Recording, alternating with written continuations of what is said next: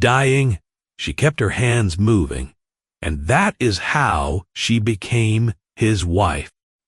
Nayeli's fingers had split open at the knuckles from 3 hours of fighting the steel trap, blood dark against the iron, the canyon shade coming in cold, and still she worked the mechanism and tested the stake, because the alternative was to lie still and wait. She was 22 years old, caught in a hunter's leg-hold trap in a box canyon nobody knew she'd entered, and the arithmetic of her situation was clear. She was going to die here, unless something changed, and the only candidate for change was herself. What changed, instead, was a cedar root groaning under her weight and carrying that sound up the canyon wall to a man on a brown horse who had no particular reason to come down and investigate. And did it anyway, Caleb Marsh, a rancher who almost never talked, a man who would put his boot heel on the spring plate and pull the jaw open and carry her out of that canyon on his shoulder, and then spend the next year slowly working out what he'd found. She would save his life before it was over, would marry him, would stand between him and a rifle in the black of a February night, and speak in 2 languages with the absolute certainty of a woman who understood exactly what she was doing. He found the water. She showed him what he was finding. Her name was Nayeli. She was Chiricahua Apache, the second daughter of a band that had been pushed west and north since the previous autumn, when the army entered the last good valley they'd held and decided to hold it for themselves. The year was 1882, and the place was the broken canyon country of the Arizona Territory, northeast of the Dragoon Mountains, where the rock stood amber in the long afternoon and the water hid itself in the limestone so well that a person who didn't know the land could walk past a spring all day and die thirsty. Caleb Marsh had been ranching the east edge of that canyon country for 3 years out of a stone and adobe house. He'd built himself with 2 hired men who came and went with the seasons, and a herd of Herefords he'd been steadily improving through a bull he'd bought at painful cost from a breeder in Tucson. He was 32. He'd come to this country in 1879 from Colorado, after the situation in Colorado resolved itself in the particular way that made staying no longer viable, and he'd bought 160 acres of rough valley floor below the canyon rim for $340 and started building. 3 years in, the place had the shape of something that would last. A serviceable barn, a real corral rather than a temporary one, a root cellar that held temperature, and a herd that was starting to look like the herd he'd been trying to build. He'd also been alone for most of it, which he'd gotten used to in the way you get used to things that are not exactly comfortable but are not exactly unbearable either. He'd had a wife in Colorado. He didn't talk about that. He'd been on his own since, and on his own was what he knew. The day he found Nayeli, he'd been tracking 3 young Herefords that had pushed through the east fence during the night. 2 he'd found in a wash by mid-morning. The 3rd had gone east into the canyon country, and he was following the grass sign and the occasional hoof scrape on loose soil when he heard the cedar root groan and came to the canyon rim and looked down. Watch this one all the way through. If it moves you, leave a like and subscribe. It means more than you might think. Now back to the canyon. The box canyon where she'd caught herself was 2 hours from camp on foot.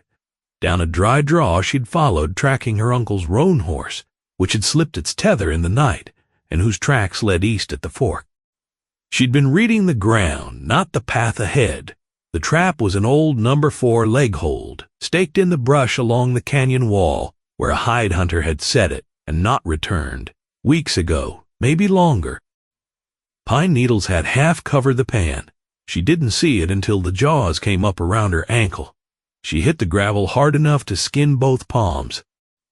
The noise she made was not a scream, nothing like a scream, just a short cut-off exhalation bitten off before it could carry, because she'd been taught since childhood that in country like this sound traveled and consequences followed sound.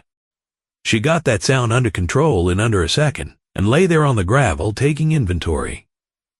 Iron jaws on the left ankle, chained to a cedar root, blood coming, canyon floor under her back. Nobody within 2 hours who knew she'd come this way. The situation was what it was. She worked the mechanism for the first hour. She understood how leg holds were built. Her father had traded for 3 of them before the displacements, and she'd watched him set and clear them enough times to know the principle. The spring plate had to be compressed with downward force while the jaw was pulled wide. With one leg caught below her, she could not get the angle. She tried anyway until the knuckle skin cracked and the swelling started in her fingers. The second hour she worked the stake.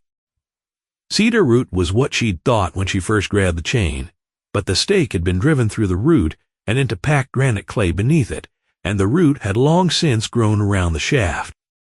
She found a flat stone in the wash and used it to dig at the stake's base, freeing soil, loosening what she could of the root's grip.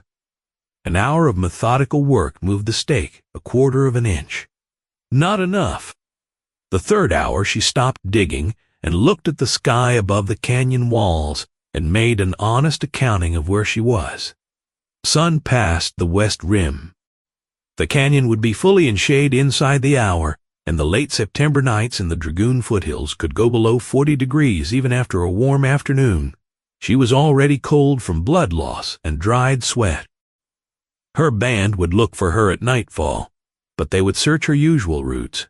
Nobody knew about the East Fork. Nobody knew about the canyon. The picture was clear. She sat with a clear picture for 2 minutes. She allowed herself that.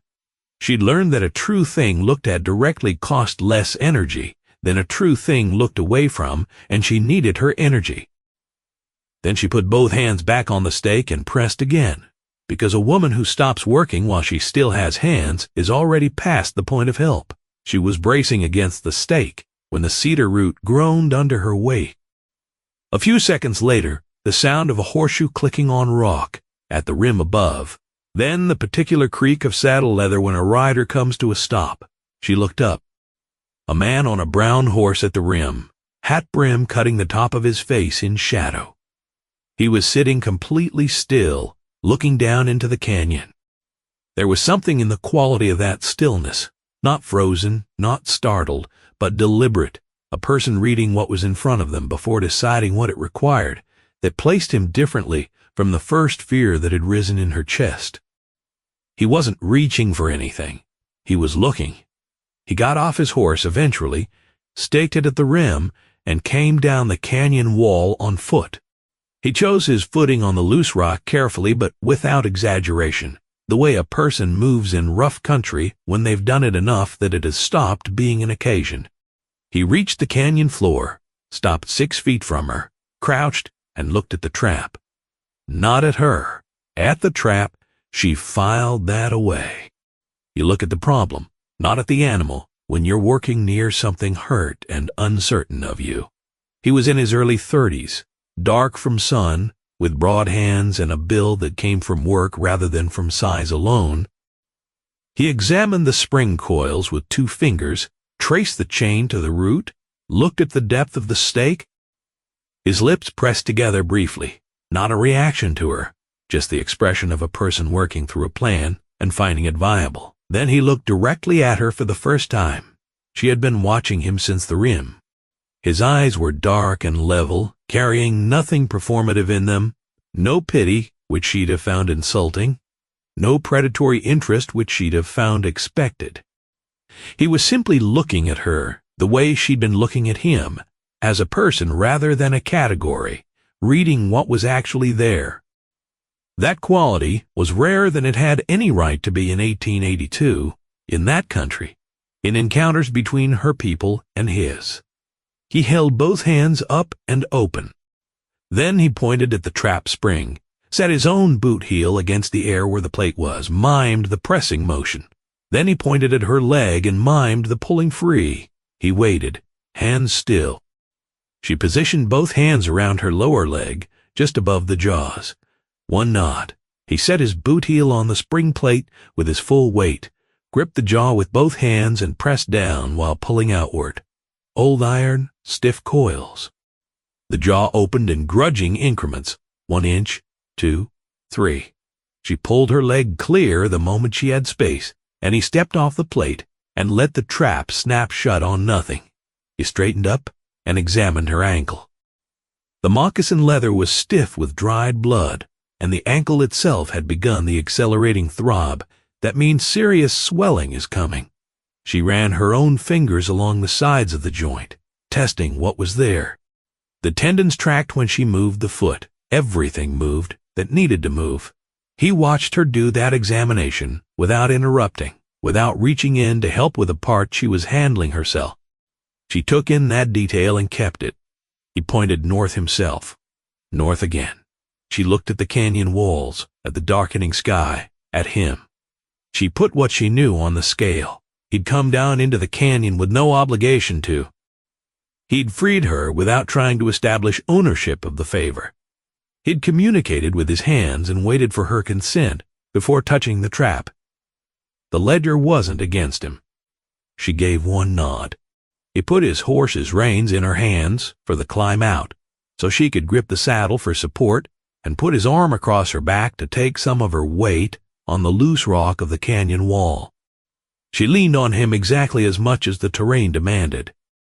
By the time they crested the rim, she had shifted most of her weight to the horse and her own balance, and he had allowed that shift without the kind of reluctant, helpful resistance that some people use to extend a moment of necessity. He let her take her weight back. She kept track of that. He brought her to his ranch house before the sun hit the horizon. 2 hired hands were at the corral. The Mexican, whose name she'd come to know as Alvarez, looked at her and looked at Caleb and put it away without comment. The blond one was Doble. He opened his mouth. Caleb cut across whatever was forming with one flat sentence about camphor and clean cloth from the tack box, and the moment closed. He cleaned the wound on the bench outside the front door in the last of the afternoon light. The jaws had gone to the bone in one spot, but the tendons were intact. She could read that from how the pain distributed and how the ankle tracked when she flexed it, and she could see him drawing the same conclusion from outside.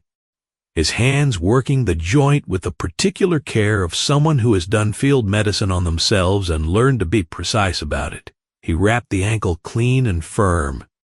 She pressed 2 fingers to the bandage once, checking the tension, and he adjusted it without making the correction into anything. She had done that on purpose, partly. He had passed without being aware of the test. He gestured toward the house and the barn and left the choice to her. She chose the barn. He brought 2 blankets and a tin plate of food and a lantern, set everything down in the right places without lingering, and walked back to the house without a significant pause, without an expression that looked for gratitude. Just the things in their places, him gone. She found that more useful than she would have known how to explain. She stayed 4 days. He gave her the barn for those 4 days without treating it as charity, which was the only way she would have accepted it. There was a difference between a person who helped because they needed to be thanked for helping, and a person who helped because the help was what the situation required, and Caleb was the second kind. She had been in the company of the first kind, often enough to know the difference on short acquaintance. The barn itself was well built, which she'd already observed. The hayloft floor was tight, and the main beams were well fitted. This was not a man who cut corners on the work when no one was watching, which told you something real about a person. There were 2 mares in the near stalls, a bay and a gray, both well conditioned, their coats correct for the season. Horses that were well fed and regularly worked had a particular quality to their attention, and these 2 had it. They looked at her with the calm, interested look of animals that were accustomed to being handled correctly. The barn door had been left unlatched when she tested it both of the first 2 nights, which meant it had been left that way on purpose, and she stayed anyway. On the second morning she folded both blankets and cleaned the plate and put everything back where she'd found it. When Caleb came to feed the horses, he looked at the folded blankets for one moment before he looked away. She understood from that look that he'd taken in the information and was not going to make anything out of it, which was the correct response and which she'd been waiting to see. The ranch told her things about him, even when he wasn't inside of it. The corrals were built for permanence, not convenience, posts set in concrete, rails double-pinned, gates that hung true rather than sagging at one corner, the way rushed gates always did.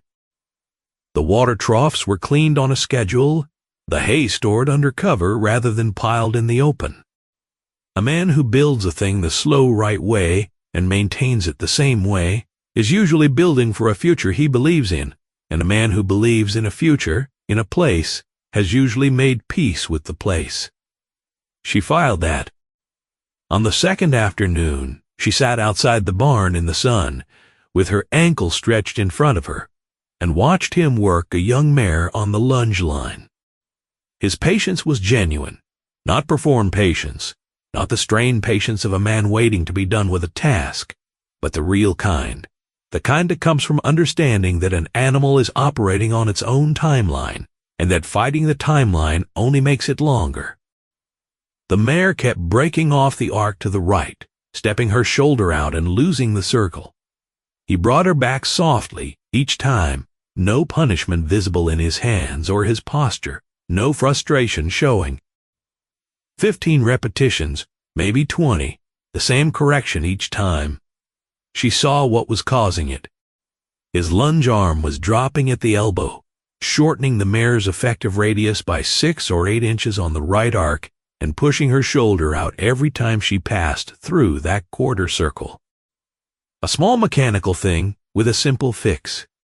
She put the observation into words in Apache, because that's what she was thinking in, and when he didn't understand, she repeated it with her hand, making the angle she meant, the elbow position she was indicating. He watched her gesture. He adjusted his arm. The mare went clean around the full circle. He looked back at her.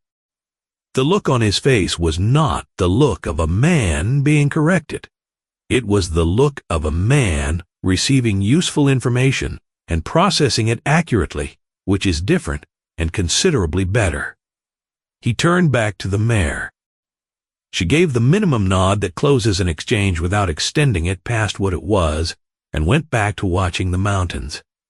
She had decided something. By then she couldn't have put a precise name on it, yet she put it aside for now. On the third day she found the water. She'd been reading the creek bed along the south edge of his property since she'd arrived, not in any planned way, just as the background habit she'd had since she was small of reading water in dry country, because in the Dragoon foothills water was the first thing you understood and the last thing you stopped paying attention to. The creek had dropped to almost nothing all summer, and he'd been hauling water from town every 2 weeks to supplement his cattle supply, and she'd watched him come back with the tank wagon twice now. The creek wasn't dry. In this country, the water doesn't leave. It goes sideways, or it goes deeper, or it hides behind stone, and if you can read the bank, you can usually find it. On the third morning, she walked the creek bed upstream, 30 yards on her wrapped ankle, the short compensating stride costing her but manageable, until she found the spot she'd been reading from the south edge since the first day, the limestone shelf pulling away from the bank, the thin strip of dark damp soil visible behind it. She picked up a stick from the wash floor and pushed it 6 inches into the dark soil, and water came up around the stick immediately. He'd been a few feet back, watching her walk the bank, and when the water came up, the look on his face went through several things in rapid succession. Surprise, a fast, silent revision of some assumption he'd been carrying, and then the settling expression of a person integrating accurate new information. He pressed his lips together briefly.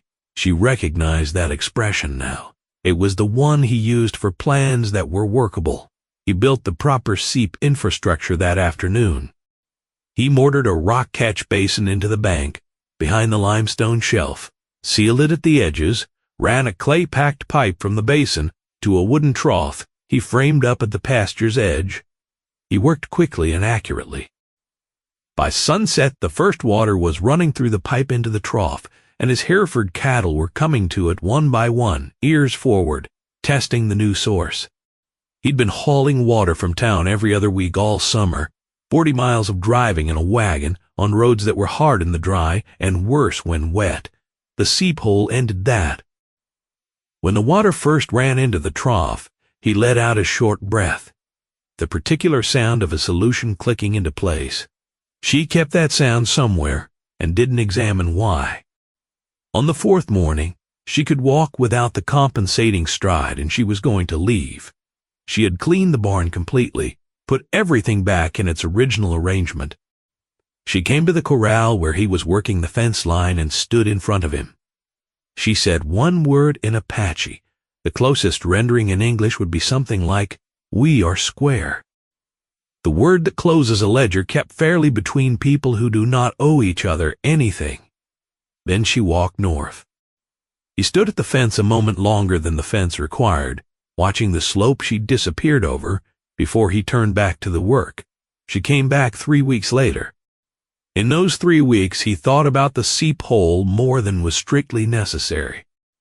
He thought about the water that had been there all summer, 30 yards upstream from where he'd been looking, the plain fact of it sitting in the bank behind the limestone shelf. He thought about how many times he'd walked that creek bed without knowing what was behind the stone.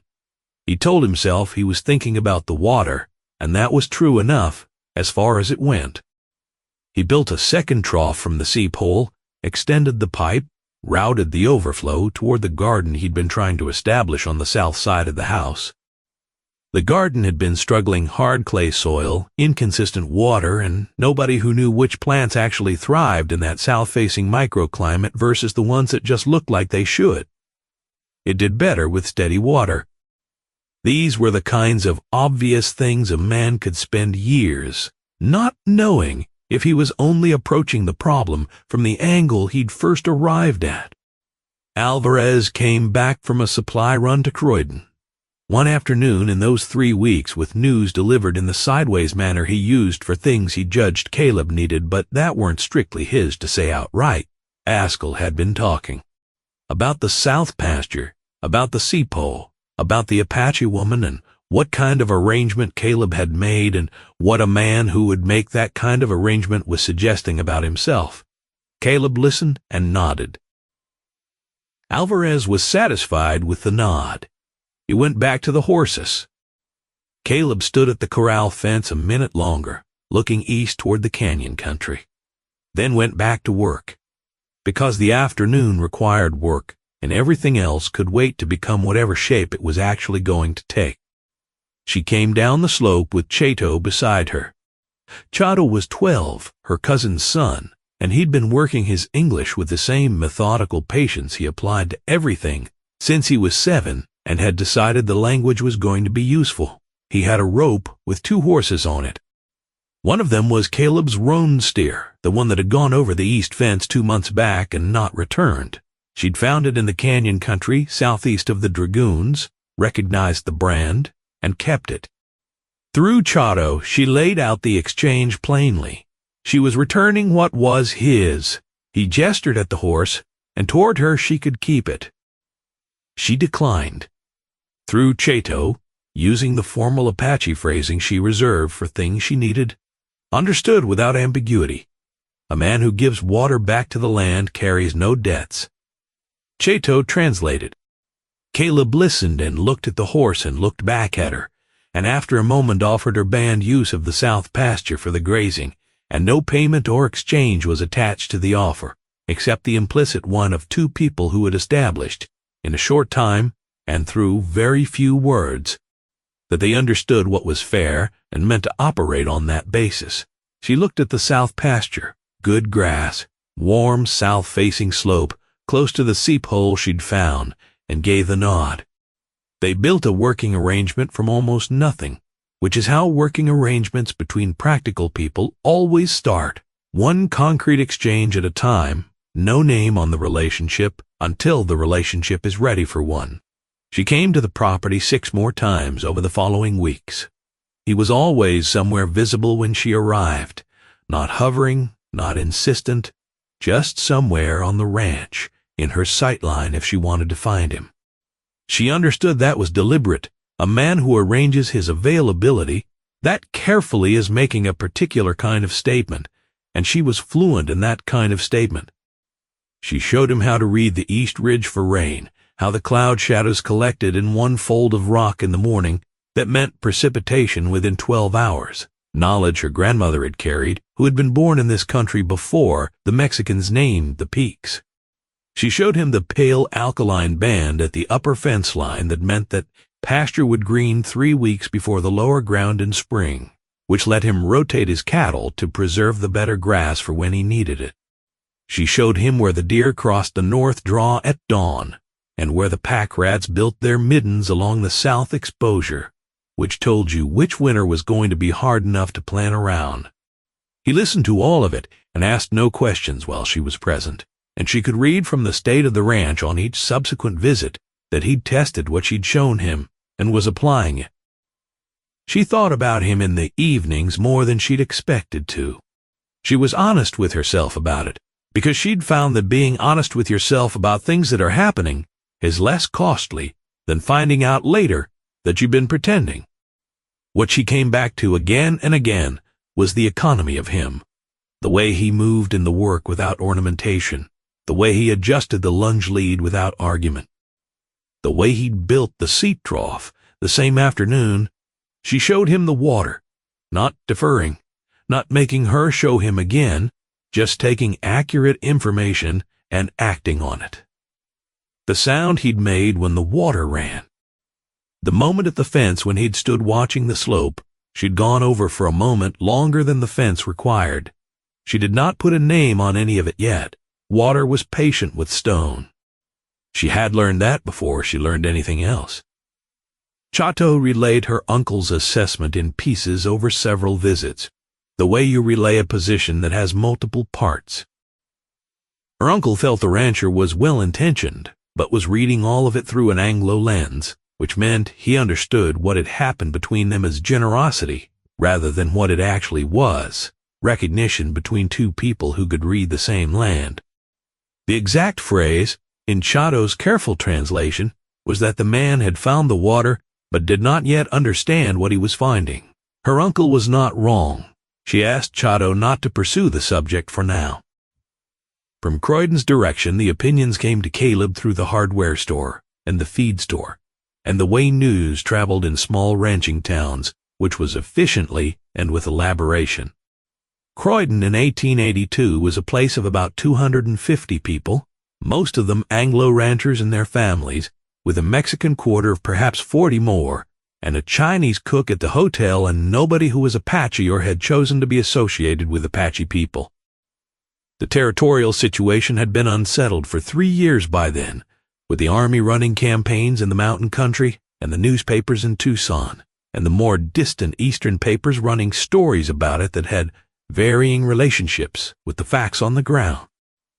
People in Croydon read the newspapers and formed opinions and talked about those opinions at the hardware store and the feed store and the saloon, and those opinions came to Caleb in pieces over the course of weeks, filtered through the hardware man and Alvarez and Doble and occasionally directly, from men who rode out to look at his property with the specific expressions of people looking for something they can translate into a legal or social problem. The hardware man had asked about the seep hole, and Caleb had been truthful about where the knowledge came from, because that was how he operated. And by the following week, 3 men from town had ridden out to look at the south pasture with the specific expressions of men. None of them found what they were looking for. Exactly. The operation was clean and well run, and the exchanges were unambiguous, and there was nothing any of them could put a clear, legal hand on. What they had was an opinion, and what they did with it was what people usually did with an opinion that didn't have facts to back it up, which was nurse it and wait. The first real trouble came in November. Haskell was a drover who had history with Apache raiders. 2 seasons back had lost horses and a hired man, and the loss had calcified into a generalized hostility that he carried like a tool. He'd forgotten wasn't always the right one for the job. He came to the south pasture on a November evening at dusk, with 2 others and his horse planted sideways across the gate in the posture horses take when their riders want to be impassable. Nayeli was at the south pasture with the horses when they arrived. Haskell leaned down from the saddle and spoke at her in the tone of a man who has decided in advance what the other person is and doesn't see a reason to look more carefully. She stood in the pasture in front of him and didn't move and didn't flinch, and she was 3 sentences into whatever Haskell was building when Caleb came through the gate. 1 word, Haskell's name in the tone of a fact requiring acknowledgement. Then the statement that she had his permission to be on this land, and that this was all the right required. He put no anger into it, and no volume. Just the plain construction of what was true. Haskell looked at the 2 men with him, worked out that the situation wasn't going where he'd planned, and turned his horse and rode out. She and Caleb stood in the darkening pasture after the sound of the horses faded. The last orange strike went off the mountains. The horses moved in the far end of the pasture with the easy sound of animals that know they're somewhere safe. She spoke eventually in Apache, something low that wasn't directed at him, the sound of a decision being arrived at. He didn't ask what it was. She understood by now that he knew the difference between things that were his to know and things that weren't. That kind of precision was not common in her experience of people, either Apache or Anglo. She was falling for him in the way a precise person falls, not in a flood, but in a slow, careful accumulation of particular things that add up one day, without announcement, to a weight you cannot move, the lunge lead. The sea-pole, the sound at the trough, the minimum nod, the moment at the fence. Standing beside her in front of Haskell's horse without making it about himself, she had been accumulating these for months. She had not yet done the sum. He was building the same kind of thing on his side. She was as certain of that as she was certain of anything she'd been reading carefully for a long time. The quality of a man's attention over 6 weeks of careful proximity is not ambiguous if you know how to read it. She knew how to read it. She was waiting for him to find the words. December came hard off the mountains, earlier than the previous 2 years, and the situation for her band pressed from 2 directions at once. Another army unit moved into the canyon country south of the Dragoons, and 3 families went west to join relatives near the San Carlos Reservation. Her uncle's group of 11 people, including the young children and the old, was considering the same move. But her uncle had a chest illness that was real enough that travel through cold mountain country was a genuine risk and not a theoretical one.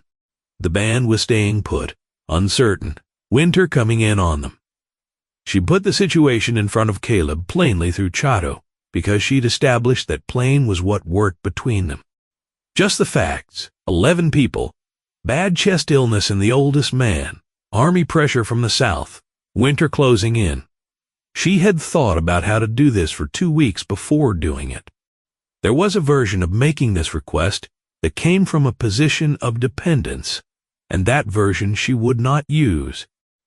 There was another version, plainer, more honest, that was simply one person putting accurate information in front of another person who had established they could handle accurate information and act on it. That was the version she used. She was not asking him to save anyone. She was giving him the true shape of a situation and letting him decide what it required of him, the same way she'd let him decide in the canyon and in the barn and at the sea-pole. He looked north up the pasture trail for a moment, working something out. Then he described the line cabin at the top of the north pasture. 1 room, stone walls, a stove that worked. Nobody went up there in winter. They could stay. She looked at him for a long, specific moment. Then she told Chato in Apache what had been offered. Chato's face tried to stay neutral and didn't quite manage it. She watched him settle it and then looked back at Caleb. She put 2 words into the air, in Apache, not asking Chato to translate, just letting them be what they were. Chato translated anyway, quietly, reluctantly. She says, "You see what is there." He held her gaze. His face was the face of a man who had just been given something he understood was significant and was not going to make a noise about it. The band used the cabin through December and into January. Caleb brought supplies to the door without ceremony. flour and dried corn and salt, and a side of salt pork that he hauled up one cold Saturday that clearly cost him more than he was comfortable spending that month. Nothing was framed as charity. Nothing was framed as an exchange. Things appeared at the door, and he walked away, and she understood the grammar of that and appreciated it for exactly what it was. The Army unit moved east by February. The band's situation stabilized enough that the talk turned to moving north in spring, following relatives to the White Mountain country, and the line cabin was now understood to be a place the band could shelter when they had reason to. What Nayeli understood about the Croydon situation that Caleb did not yet fully understand was that the opinions didn't really have anything to do with her or with him. They were about the territory and what it was becoming and what certain people needed it to be. And she and Caleb were a visible piece of evidence that the territory was becoming something other than what those people had in mind. That was the actual problem. It wasn't personal, except in the way that everything is personal when it involves the specific shape of a person's life. And what she understood about that kind of problem was that it had to be met directly, in facts, on ground that didn't give the other party anywhere to stand. She had been thinking about Haskell and what he would eventually do for 2 months. She'd prepared accordingly. Then Haskell came back in February with reinforcements. 4 riders and a county deputy named Pryor, new to the territory, a young man who carried the expression of someone who'd been told a story on the ride over and wasn't entirely at peace with all its premises. They arrived at mid-morning on a day when both of Caleb's hired men were in Croydon. Caleb saw them coming from the ridge and went to the house and came out to the porch with his rifle carried loose, in the way of a man making a fact visible rather than making a threat. Haskell got to the main claim quickly enough, Apache being sheltered on the property, Army wanting to know the movements, obligation to cooperate. Pryor brought up the law. Caleb asked, which law specifically? Pryor couldn't locate a clean answer, which was what Caleb had expected. Haskell moved his horse toward the north pasture trail. She came out of the scrub oak to the east. She had known when this moment would come. She'd been reading Haskell and Pryor and the situation with the same attention she gave to anything she needed to understand accurately, and she'd been ready. She walked into the yard alone, no Chato, no one from the band, with a Springfield carbine at her side in the neutral carry. Not raised, not holstered, present. She walked to the edge of the yard and looked at Haskell.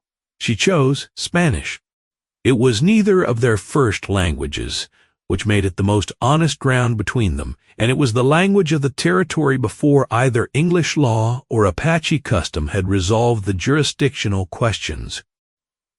The line cabin was empty. The band had moved north 3 days before on their own decision and their own timeline.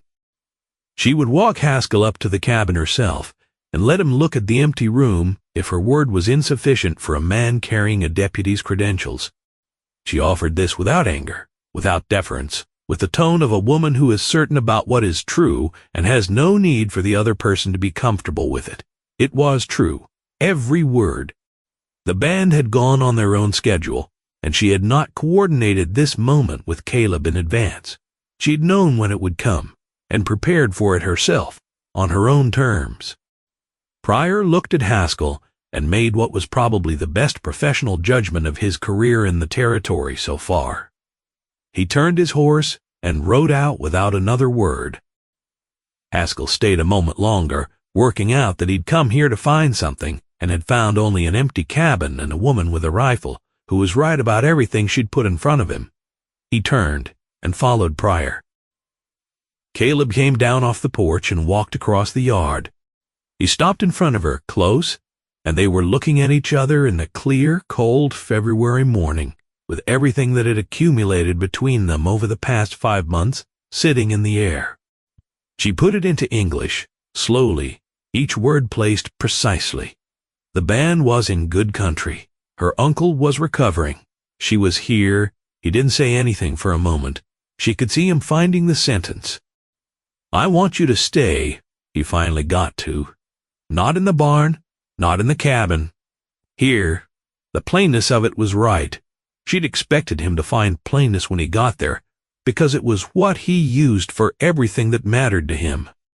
In Spanish, because that was the ground between them, you know what they will say. He knew what Haskell would say, and Haskell didn't weigh much with him. What about her own people? What did they say? She was quiet for a moment. She told him some of them thought a man who gave away his cabin in the cold was already family, and that her uncle had a phrase for him, that the rancher had found the water, but did not yet understand what he was finding. She paused. That he was starting to. He turned it over. What did her uncle mean? The dry quality came into her expression that had taken him months to read as humor. She explained. Her uncle meant the man had found the water. He had not understood what he was finding.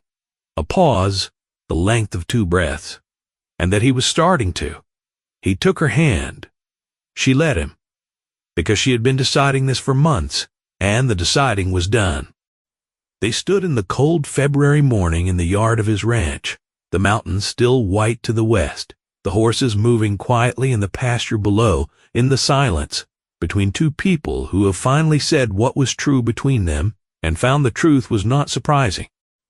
They married in July, 2 ceremonies, because one would have been honest about only half of what they were. The justice of the peace in Croydon, 12 minutes. Alvarez and Chateau as witnesses. The justice keeping his private arithmetic behind his face, which Caleb respected him for.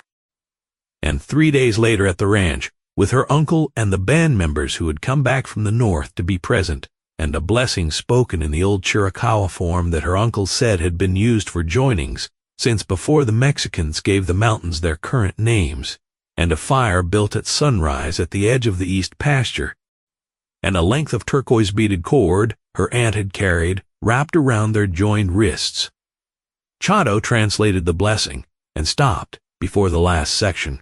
He couldn't bring it into English, he said. Caleb told him that was fine. He'd believed for months that some things didn't translate, and he'd come around to thinking that wasn't a deficiency on either side. The justice had performed the ceremony in 12 minutes flat, which was either the fastest he'd ever done one or close to it, and he'd been neutral in tone and correct in procedure, and had kept whatever he thought behind his face throughout. Caleb credited him for it without hesitation.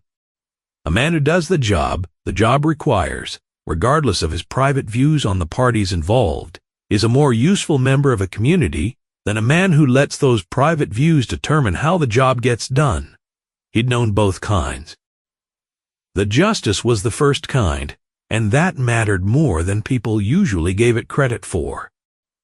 Walking out of the justice's office, Caleb had seen Haskell stop on the boardwalk across the street and look through the window for a moment before walking on. That was the last time he saw Haskell. By October, the man had sold his cattle operation and moved east, and Caleb sincerely hoped he found what he'd been looking for wherever east was taking him. People in Croydon adjusted in a way people adjust to irreversible things they didn't choose, unequally, slowly, with the full range of grace and its absence. The hardware man was courteous within the season. The feed store owner had always been courteous about everything and stayed that way. A few people managed only a thin external surface of it and no more. That was how it went, and she had a word in Apache for how it went, a word that described the specific phenomenon of people coming to terms with things not at the pace they preferred, but at the pace reality made available, and she translated it for him once into Spanish. He thought about it for 3 days and told her he thought the word was right. Her uncle died in the fall, in the stone cabin at the north pasture that Caleb had expanded over the summer. He'd worked with her brother and 2 of her cousins through July and August, adding 2 rooms, replacing the old stove with a better one, cutting a window in the west wall so the old man could lie on his blankets and watch the light go off the mountains in the evenings. He died warm, with the people he loved present, with the mountains visible in the last light. She grieved cleanly and completely, and let Caleb be present in it, which was itself a statement about what they were to each other He sat with her through the evenings of November, without trying to repair the grief or move her through it faster than she was moving. He was simply there. She hadn't had that before from anyone who wasn't family. She began to understand that he was. She came to know him in the way you come to know a person you live alongside, not from a single accounting, but from the slow deposit of daily evidence. She knew the sound of his concentration at the work table at night, an almost inaudible sound of a man working a problem through. She knew he went outside before first light every morning for 10 minutes alone before he did anything else, and that this was his private time, and she left it private because some things are not for sharing. She knew how his hands moved on the cattle and the horses and the fence lines, with the particular care of someone who understood that a thing made right the first time saves you from making it again. She knew the look on his face when something moved him, which most people couldn't read at all because it looked the same as his ordinary stillness, and that learning to tell the difference had been one of the real projects of the first year. He was learning her too, and she knew which parts he had and which parts he was still working on, and she was patient with the parts still in progress, because water is patient with stone. That was not a metaphor she had learned. It was a fact about water and stone that was also true of other things. The ranch grew through the second year. He bought 10 more Herefords, replaced the east fence line, put a second well into the north pasture that reached water at 30 feet.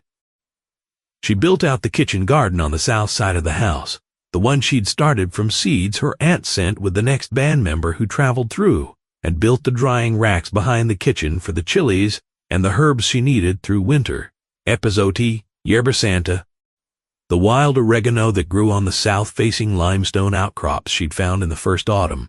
Chato spent 3 months with them in the summer, learning the horses and the ranch work alongside Caleb. She watched them in the corral, sometimes, the boy and the quiet man, and something in it was satisfying in a way that didn't require a word.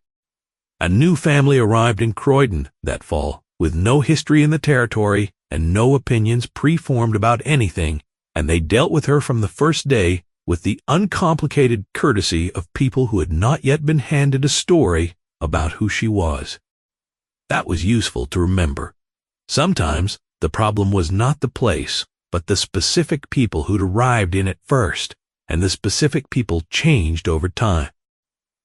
Cato spent 3 months with them in the summer of the second year, learning the horses and the ranch work alongside Caleb, and she watched them from the kitchen garden sometimes, the boy and the quiet man working the corral in the long afternoon, and something in the picture settled in her in a way she couldn't have explained and didn't try to. The boy was becoming something. In that summer she could see it, in how he moved in the corral, how he watched the horses, rather than just working them. Caleb taught the same way he learned, by watching, adjusting, letting the thing show you what it needed. Chato took to it the way he took to most things that were worth taking to completely, without announcement. In the spring of the second year, she took him back to the seep hole. She stood where she'd stood the first time, in front of the limestone shelf, the dark, damp soil visible behind it. The trough was still running, steady and clear, the way it had run for a year and a half. She pressed her palm flat against the dark soil and held it there. In Spanish, carefully, a man who knows where water is looks at what he can see. He does not know there is more. She pressed harder against the soil. To know the water, she told him, you have to know what is behind the stone. He looked at her hand on the dark soil. He looked at her face. What he'd been carrying for 2 years was in his expression, unmanaged, not put away. He told her he thought he'd known there was more. He just hadn't known how to find what was behind it. Yes, that was what her uncle had thought. That was why he'd said the rancher was starting to understand. The water ran through the pipe into the trough as it had been running for a year and a half, the low, continuous sound of a problem that had been solved and stayed solved. The Herefords were spread across the south pasture, in the loose, easy pattern of animals that know they're somewhere safe. The Dragoon Mountains held late snow on the upper ridges in the April air, and the sky above them was the specific deep blue of the desert southwest in early spring, before the haze comes in with the heat. He took her hand in both of his, the way he had at the fence line in February of the year before, in the cold mud of a decision finally made. She didn't speak. Neither did he. The morning came on over the Dragoons, clear and wide, and the water ran in its steady voice, and they stood in it together, the quiet one who found the water and the woman who knew what was behind the stone, with everything they'd built between them and the mountains and the long clear light of the place they'd made their home.